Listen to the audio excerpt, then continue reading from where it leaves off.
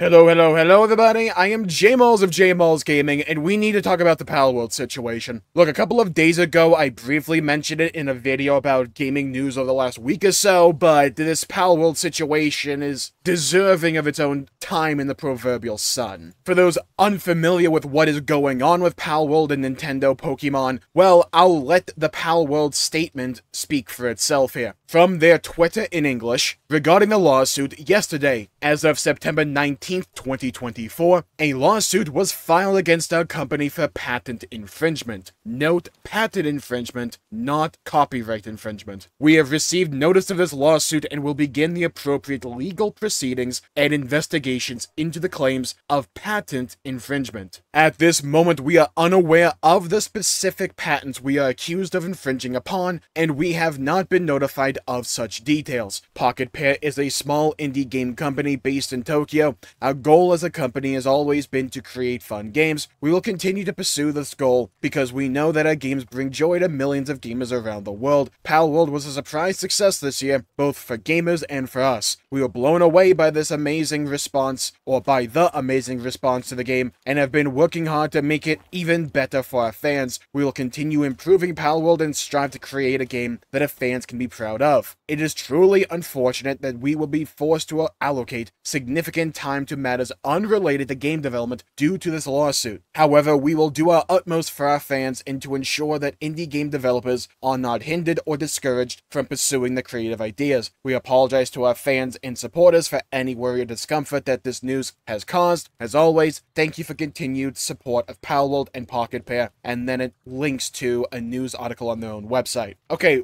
off rip, this is an immediate appeal to emotion by Palworld to their fans, and is painting themselves as the underdog going against big corporations in defense of indie games and indie game studios. They are obviously trying to garner sympathy from people here. However, as is the situation with a lot of internet discourse, I tend to find people get hung up on minutia and strawman arguments instead of the underlying issue at hand. Regardless of your feelings concerning Palworld, regardless of your feelings concerning whatever drama surrounds the game, or how similar certain monster designs are to other things like Pokemon, none of that matters here. And as usual, people are treating this as if it's a sports team where you have to go to bat for your favorite corporation that's just out to screw your wallet more. But it's nothing that surprising because this is just the standard course and affair for internet discourse. People get so hung up on whether or not they actually like Palworld, they don't see the damaging repercussions that Nintendo going after another studio based on patent infringement could be. Now, granted, we don't know what these individual patents are, but some people out there have educated guesses, such as Stephen Totillo on Twitter, link in description down below, where he says, as of September 19th, if I'm reading this correctly, here is a Nintendo patent from 2021 for a video game character throwing an item to catch a monster while out in the field. Patent is registered to Nintendo and the Pokemon Company. As you can see, we still don't know which patents they claim Palworld is infringing on, but for all the dissimilarities between how Palworld and Pokemon play, they do both let you catch monsters in the field with balls. Bear in mind, Nintendo's going after Palworld for patent infringement, not copyright infringement, so it's almost certainly a game mechanic or something similar. Worth noting, thanks a nudge from Tom Warren, that this is a patent application in the US, don't think it's been assigned yet. I'm unclear of its status in Japan, and here's its status in Japan in a follow-up tweet. Looks like the patent was considered valid and registered in 2023. Bear in mind, Palworld was announced in 2021. Now, the idea of patenting video game mechanics is nothing new. One of the more famous examples of this being Warner Bros. Games patenting the Nemesis system from the Shadow of War games. For those who don't know, that was a system where you could encounter procedurally generated NPCs, and based on whether or not you defeated them or not, they could rank up in the hierarchy of their enemy faction, and you can run into them down the line through a series of events. It was organic and brilliant game design that we won't see again because Warner Bros. Patented it. And while the idea of patents may be to protect smaller entities from larger corporations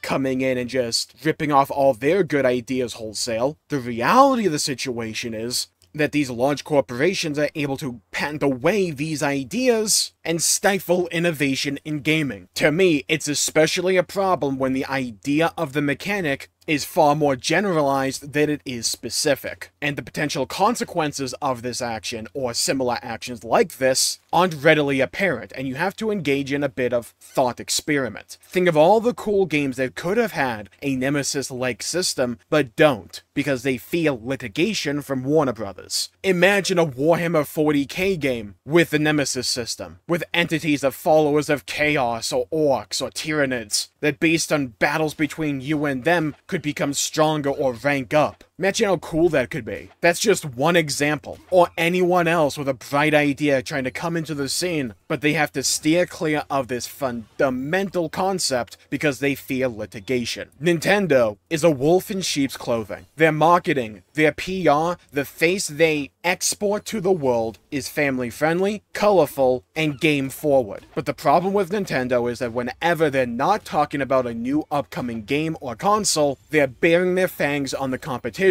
or simply on people trying to enjoy games. We have seen them go after emulators, we have seen them go after competitions, and now we're seeing them go after Palworld. A game that I think is pretty fun, not particularly my cup of tea, but it's a fun game I can lose myself in for a couple of hours here and there. But it blew up in popularity earlier this year, because it's largely a refreshing idea. No individual mechanic is all that, mind-blowing, but it's the summation of all these mechanics that makes Palworld so special. At the end of the day, it's not a Pokemon game. Let's also not get it twisted though, it is ripping off Pokemon in a lot of ideas in a lot of ways. Quite a few pals in the game share striking similarities to Pokemon from, well, Pokemon. But from all appearances, that's not when Nintendo's going after Palworld, so engaging in a discussion about how similar certain pals are to Pokemon is null and void. We don't know the specific patents Nintendo's trying to leverage over Pocket Pair and Palworld, but like I talked about early in the Stefan Tortillo tweets, I wouldn't be surprised if that patent for essentially throwing a Pokeball is one of them, which in my opinion is far too broad and general a concept to be patented. And this is where we have to introduce a concept that the legality of a situation does not equate to the moral justification for that situation. Say what you want about Palworld, but its gameplay is so fundamentally separate and unique compared to Pokemon that trying to draw gameplay similarities is borderline laughable, to where the only real similarity I can actually think of is throwing that Pokeball, unless Pokemon wants to go after Palworld because you can ride certain pals, in which case have fun with the entirety of the MMORPG scene with the mount system.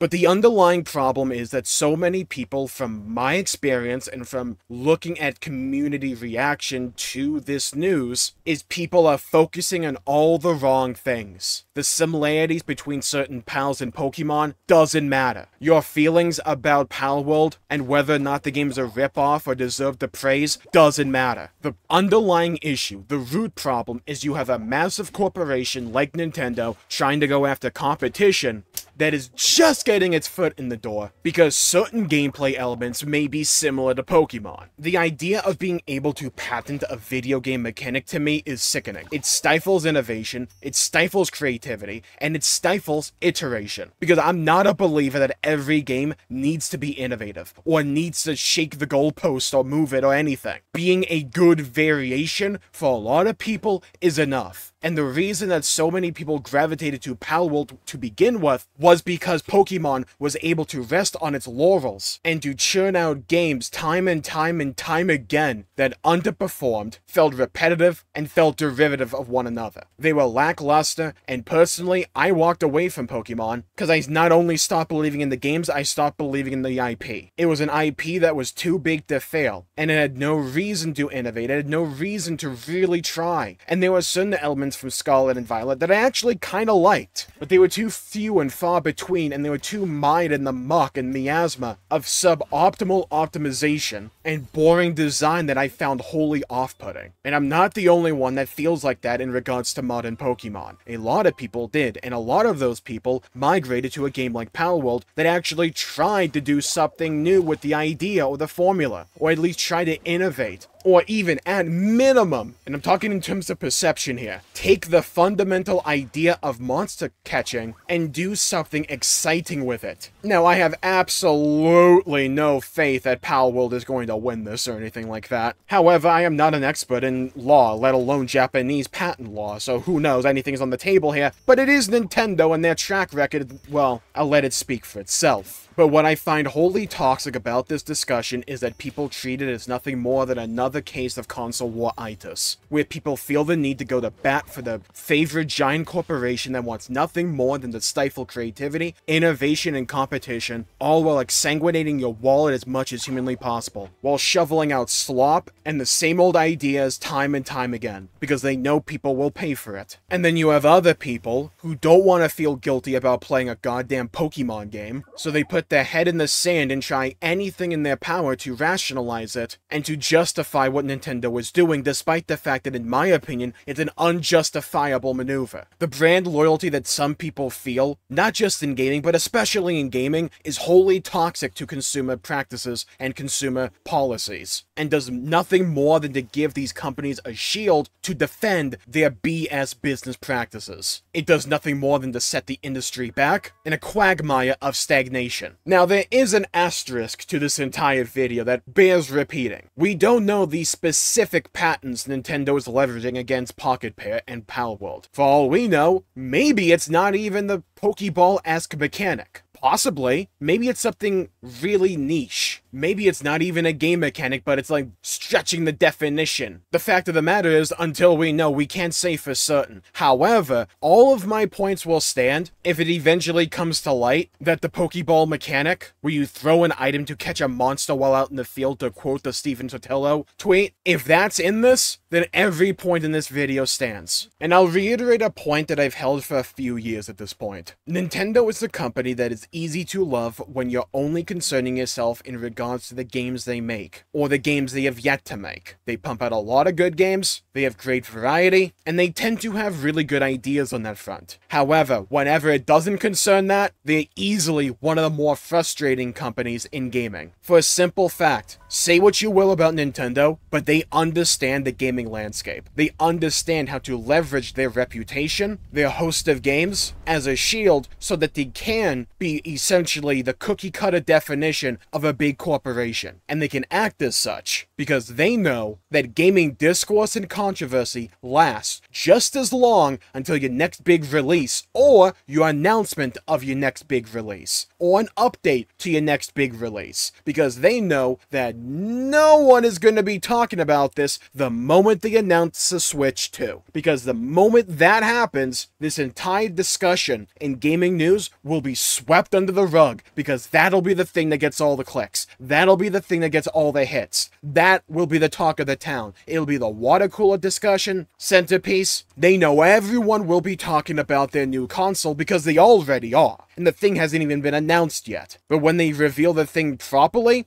they know no one's going to care about this. And even if they don't, it's a discussion buried in litigation. And to get something nasty, something anti-consumer through, or if you want to engage in an anti-consumer practice or something that you know would generate bad PR for you, well, an old adage from an old John Oliver Last Week Tonight episode rings true. All you have to do, I'm going to paraphrase here because I don't remember the exact quote, all you have to do is make it really boring. And there's few things in this world that are as boring as court procedure and litigation and legalese. People hear it, they immediately tune it out, which allows Nintendo to act like this because they know people will just get bored of it. And lawsuits and litigation take notoriously long to actually process and to come to fruition. I don't know what the future of Palworld will be. I don't know if it will exist by the end of this. I don't know what the possible damages will be. I don't even know if Palworld will win. Probably not, because it's Nintendo. And I'm a firm believer that systems like the current implementation of the patent system serves as a direct tool for big corporations to utilize to leverage their positions to stamp out burgeoning competition competition. May not have been the intended purpose of it, but it's a quite convenient tool in corporations' toolbox, isn't it? And that may sound sucky, because it is, but welcome to the system we live in. Thank you all for tuning in, stay safe, have a great day, I'll see you all next time. If you liked the video, please leave a like and subscribe and hit the bell icon to be notified for when I upload and stream in the future. Stay safe, have a great day, and I'll see you all next time. Bye bye everybody, till we meet again.